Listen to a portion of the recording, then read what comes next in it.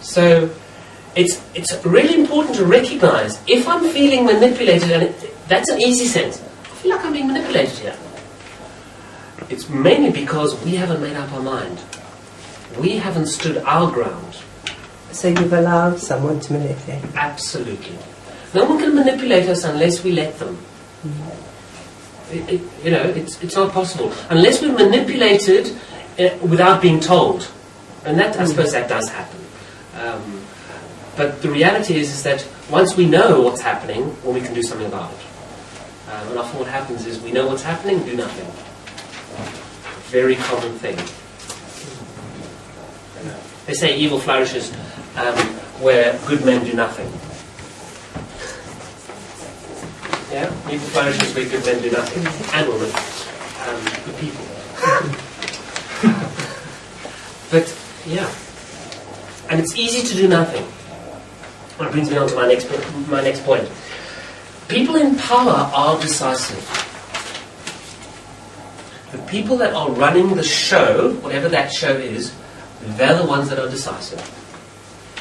The people that are following are not, as a general rule. So, it's good to know that.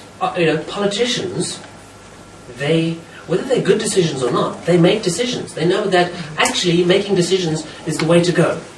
And if you come across as decisive, people see you and go, oh. So, people that are running the show are decision makers, can make decisions. Okay. And the other thing is, the people in charge know that it takes effort to make decisions, as a general rule. So, with that in mind, why does it take effort to make decisions? It is effortful to make a decision, and often people don't like work. It's hard work to be effortful.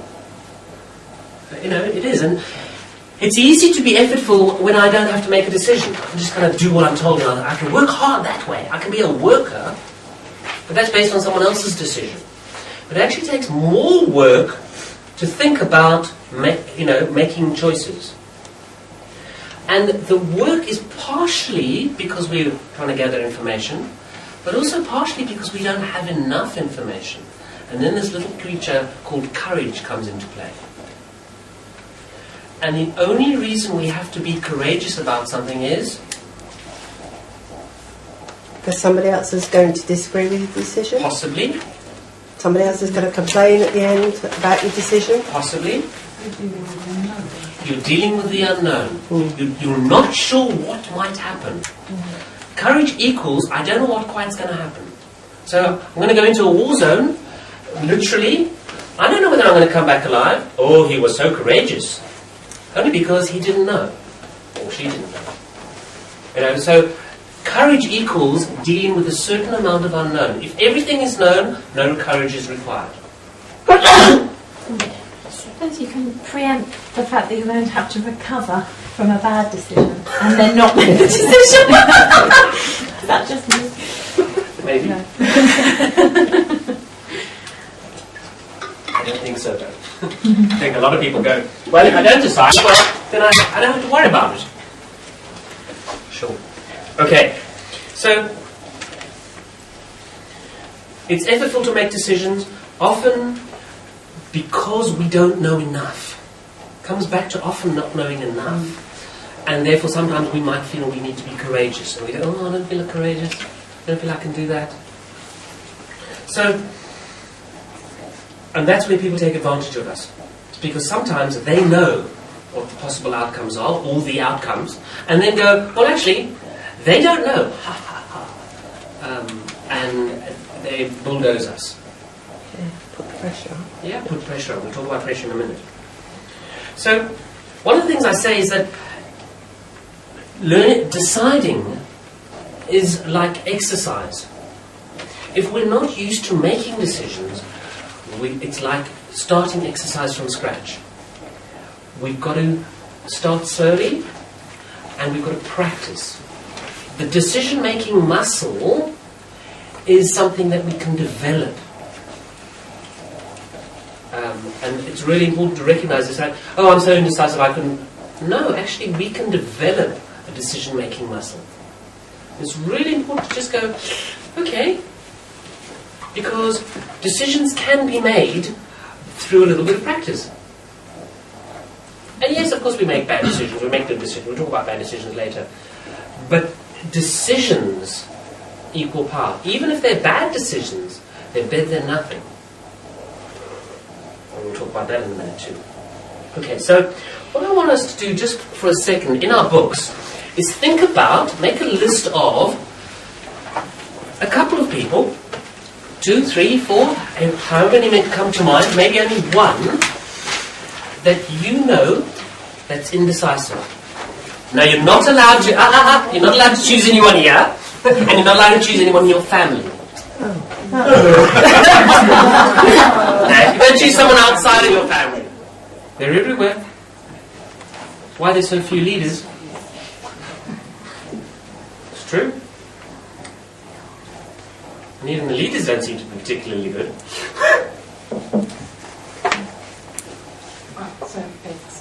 Hmm?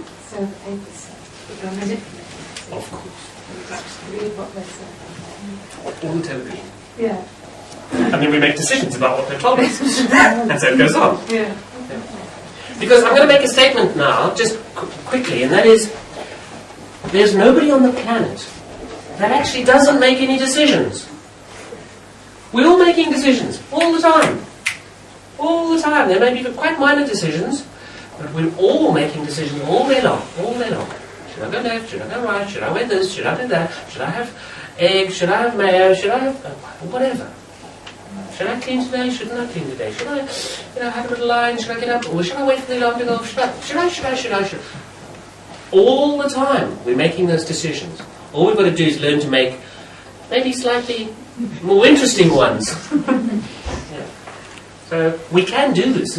I'm not coming from a place of, you poor things, you can't make decisions. I'm coming from a place of we all do, which is great. Now we've just got to hone it a bit. Everybody got someone? Mm-hmm. No, not quite. Okay.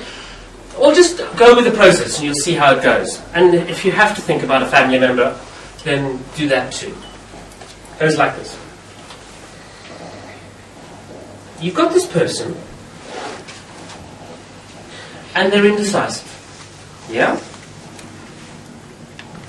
What do you think about them not being decisive? What do you think of them for not being decisive? Make some notes. Just a couple of notes. So you girls being mean there. I can see. I was thinking that we're these things as well that we're writing down. Isn't that interesting? Guys, stop for a second.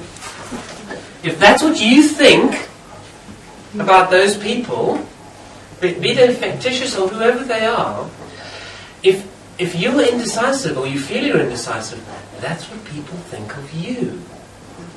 Because they have to. Let's just hear some of the things that people might think of us. Irritating. I'm going to write this down because it's all going to be yucky. Frustrating. Irritating. Doesn't make the best of his life. Procrastinator. What's holding them back? Drippy. Oh, that's a good one. Drippy. Wow.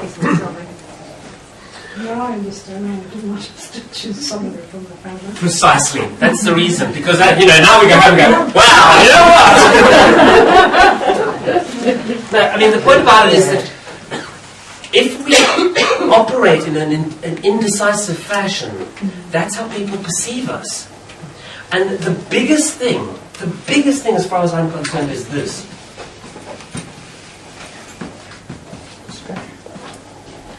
Because in that area of indecision, people do not have that for you.